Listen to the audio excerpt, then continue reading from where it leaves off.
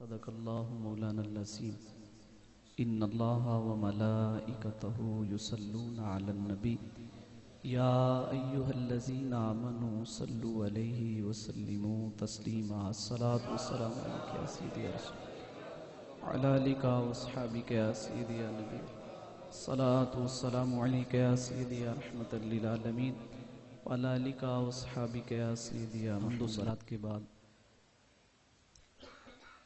آج کی یہ پروقار محفل بسلسلہ عرس پاک حضور خواجہ صوفی محمود احمد نقشبندی گمکولوی، جس کی صدارت پیر طریقت راہبر شریعت پروردہ آغوش ولایت پیکر عشق و محبت واقف رموز حقیقت ذاکر ذکر خدا واصف توصیف مصطفیٰ حضور پیر محمد ریاض احمد نقشبندی آپ فرما رہے ہیں، اور الحمدللہ مقرر ذیشان واعظ خوش الحان خطیب نکتہ دان حضرت علامہ مولانا قاری محمد عابد صدیقی صاحب آپ بھی تشریف فرما ہیں اور جو نقابت کے فرائض سر انجام دے رہے ہیں، پرسوز آواز دلگداز انداز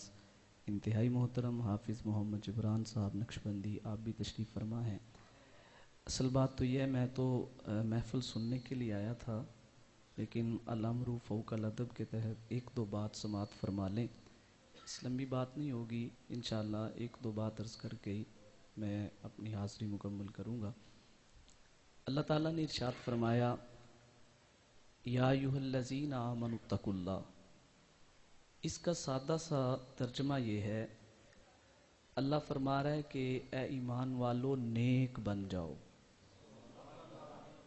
بزرگوں کے آستانوں پہ تربیت کی جاتی ہے، لوگوں کو اچھائی کا راستہ دکھایا جاتا ہے، برائی سے منع کیا جاتا ہے، ظاہر اور باطن کو پاکیزہ کیا جاتا ہے، ستھرا کیا جاتا ہے۔ بزرگوں سے نسبت والا آدمی نیکوکار بن جاتا ہے۔ اب ایک سوال پیدا ہوتا ہے کہ نیک کون ہے؟ عمومی طور پہ ذہن میں اس کا جواب یہ بنتا ہے کہ جو نمازیں پڑھے وہ نیک ہے، جو روزے رکھے وہ نیک ہے، جس نے بہت زیادہ حج کیے ہوں وہ نیک ہے، جو زکوٰۃ صدقات ادا کرتا ہو وہ نیک ہے۔ لیکن جب ہم قرآن پاک پڑھتے ہیں تو ہمیں وہاں پہ یہ ملتا ہے کہ ہر نمازی نیک نہیں، فویل للمصلین۔ نمازیوں کے بارے میں کہا گیا کہ ہلاکت ہے نمازیوں کے لیے، ہیں نمازی، لیکن کہا گیا کہ ان کے لیے ہلاکت ہے۔ اسی طرح محبوب کریم صلی اللہ علیہ وسلم کا فرمان موجود ہے، حضور فرماتے ہیں بہت سارے روزہ دار ایسے ہیں کہ جو سوائے بھوک اور پیاس کے کچھ حاصل نہیں کرتے۔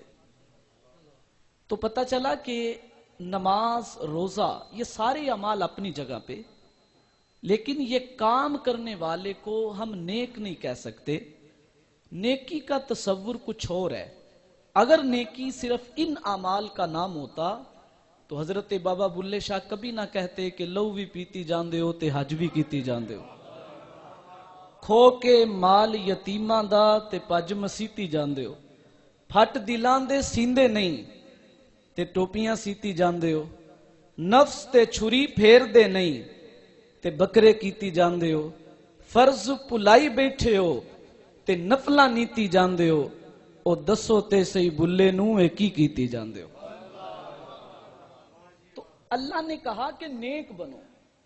اب نیکی کا ایک تصور وہ ہے جو میرے اور آپ کے ذہن میں ہے، لیکن اس سے تھوڑا ہٹ کے نیکی کا ایک حقیقی تصور ہے۔ وہ کیا؟ یہی سوال کسی نے اعلیٰ حضرت سے کیا۔ اعلیٰ حضرت امام اہل سنت، امام عشق و محبت، الشاہ امام احمد رضا خاں فاضل بریلوی رحمہ اللہ تعالی، آپ سے کسی نے یہی پوچھا کہ حضور بتائیں نیک کون ہوتا ہے؟ تو اعلیٰ حضرت نے 2 جملوں میں نیکی کا تصور واضح کیا. اعلیٰ حضرت فرماتے ہیں نیک وہ ہے جس کی خلوت نیک ہوتی ہے. میں نماز پڑھتا ہوں، میں قیام بھی ٹھیک کرتا ہوں، رکوع بھی ٹھیک کرتا ہوں، سجدہ بھی کرتا ہوں، تشہد بھی کرتا ہوں، لمبی دعا بھی مانگتا ہوں. کیوں؟ مجھے ارد گرد لوگ دیکھ رہے ہیں، وہ میری طرف توجہ کر رہے ہیں. کیا خبر کہ میں اللہ کی رضا کے لیے قیام کر رہا ہوں یا کسی کو دکھانے کے لیے کر رہا ہوں. مزہ تو تب ہے کہ میری دستار، میرا جھبا اور میری ظاہری جو ہے وہ شکل و صورت جو میں لوگوں کے سامنے بنا کے آتا ہوں، مزہ تو تب ہے نا اسی خشوع و خضوع کے ساتھ میں خلوت میں بھی رب کی بارگاہ میں حاضری دیتا ہوں. فرمایا نیک وہ ہے جس کی خلوت نیک ہو. اب ایک بات صرف، خلوت کب نیک ہوتی ہے؟ جب بندے کا یہ تصور پختہ ہو کہ میرا اللہ مجھے دیکھ رہا ہے، میرا اللہ مجھے، میرا رب مجھے، میں بند کمرے میں ہوں وہ پھر بھی دیکھ رہا ہے. کسی کی نظروں میں نہیں ہوں لیکن میں اس کی نظروں میں ہوں. وہ رب ہے، خالق ہے، مالک ہے، وہ مجھے دیکھ رہا ہے. میرا تو ایک وجود ہے. اللہ تو کہتے ہیں علیم بذات الصدور، سینہ ہے، سینے میں دل ہے، دل میں دھڑکن ہے. دھڑکن سے تصورات بنیں گے، تصورات سے خیالات جنم لیں گے، خیالات سے الفاظ بنیں گے، الفاظ زبان ادا کرے گی. لیکن رب فرماتا ہے تیرے سینوں کی دھڑکنوں سے بھی تیرا رب واقف ہے. یعلم خائنۃ الاعین وما تخفی الصدور، تیری آنکھیں جو خیانت کر رہی ہیں تیرا رب اس سے بھی واقف ہے. تو تصور جب یہ پختہ ہو کہ میرا اللہ مجھے دیکھ رہا ہے، پھر بندہ گناہ نہیں کرتا. پھر بندہ اونچا بیٹھا ہو یا نیچے بیٹھا ہو، کسی منصب پہ ہو، کسی عہدے پہ ہو، اس کے پاس طاقت ہو، دولت ہو، سب کچھ ہو، کوئی چیز اسے جو ہے وہ ظلم اور زیادتی کرنے پہ ابھار نہیں سکتی. کیوں؟ کہ اس کے ذہن میں تصور ہے کہ میرا اللہ مجھے دیکھ رہا. بس اس حوالے سے ایک واقعہ عرض کر کے بات ختم. حضرت عبداللہ ابن عمر رضی اللہ تعالیٰ عنہ، آپ حالت سفر میں تھے، ایک جگہ پہ آپ نے پڑاؤ کیا، کھانے کا وقت تھا، آپ نے دسترخوان لگایا اور ارد گرد دیکھنے لگے کہ کوئی میرے دسترخوان پہ آ کے میرے ساتھ شامل ہو. یہ اللہ والوں کا شیوا ہوتا ہے. وہ کیا کہا تھا کہ اٹ کھڑک کے دکڑ وجے تے تتا ہووے چلا، آن فقیر تے رج رج کھاون تے راضی ہووے بلا. یہ اللہ والوں کا انداز محبت ہوتا ہے. ان کا دسترخوان وسیع ہوتا ہے، مخلوق کی خدمت کرتے ہیں، ان سے محبت کرتے ہیں، پیار کرتے ہیں، لوگوں کو کھلاتے ہیں. تو حضرت عبداللہ ابن عمر دائیں بائیں دیکھنے لگے. میرے بھائی یہ آج مجھے فکر پڑ گئی، آج مجھے فکر پڑ گئی صرف اپنی. یہ مجھے خیال نہیں آتا کہ میرے ہمسائے میں جو ہے وہ یتیم بچے ہیں اور ایک بیوہ ہے جن کا سہارا کوئی نہیں. میرا تو پیٹ بھرا ہوا ہے، ہمسایہ ہونے کے ناطے میرا حق نہیں تھا کہ میں ان کی بھی خبر گیری کرتا. میرے نبی پاک صلی اللہ علیہ وسلم کی تربیت یہ نہیں. حضور علیہ الصلوۃ والسلام کی تربیت کیا ہے؟ فرمایا دسترخوان وسیع کرو، لوگوں کو بلاؤ، دعوت دو، کھانا کھلاؤ. حضرت عبداللہ ابن عمر کہتے ہیں میں دائیں بائیں دیکھنے لگا، دور مجھے ایک چرواہا نظر آیا. فرماتے میں اس کے پاس گیا، میں نے جا کے سلام لی، اس نے جواب دیا تو میں نے اسے دعوت کھانا دی. میں نے کہا کہ آپ تشریف لائیں، میرے ساتھ مل کے کھانا کھائیں. کہتے ہیں وہ کہنے لگا جی حضور مجھے معاف فرمائے، میں نے کھانا نہیں کھانا.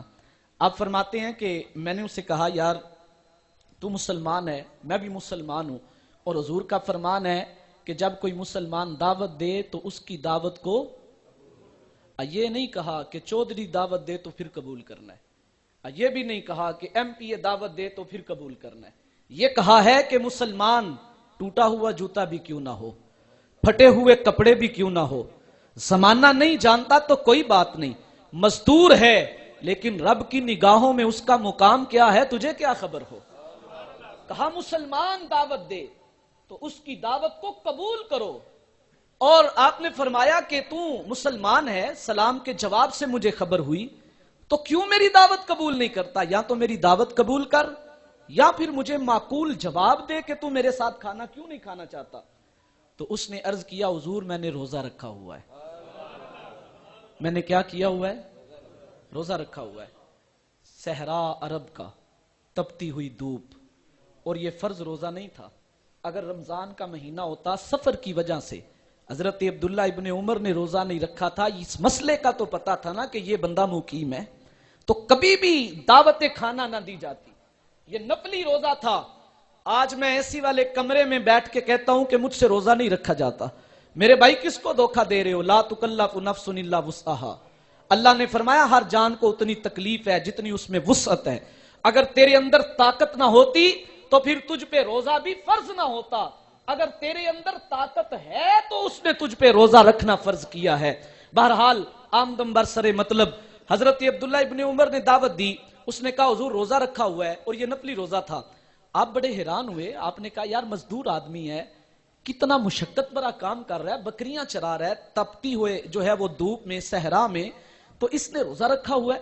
آپ کے ذہن میں خیال پیدا ہوا کہ میں ذرا تھوڑا جانچوں یہ صرف روزہ دار ہے یا نیک بھی ہے. یہ صرف روزہ دار ہے یا نیک بھی ہے. آپ نے فوراً اسے کہا کہ یار یہ ایک بکری جو تو چرا رہا ہے ان میں سے یہ ایک بکری مجھے نہیں بیچ دیتا؟ مجھ سے پیسے لے، جیب میں ڈال، یہ بکری مجھے دے دے. اس نے ہاتھ باندھ کے عرض کیا حضور چرانے کی ذمہ داری میری ہے، لینے دینے کا معاملہ، بیچنے کا معاملہ مالک کے سپرد ہے. میری ڈیوٹی چرانے کی ہے، میں ان کی جو ہے وہ ملکیت نہیں رکھتا، میں ان کا لین دین نہیں کر سکتا. تو آپ نے فرمایا کہ تو مجھ سے پیسے لے، میں مسافر ہوں، بکری مجھے دے، میں لے کے اپنی راہ چلا جاؤں گا. تو پیسے جیب میں ڈال، تیرا مالک کون سا دیکھ رہا ہے؟ مالک نے پوچھا تو کہہ دینا کہ بیڑیا لے گیا تھا. بیڑیا بھی تو لے جاتا ہے نا.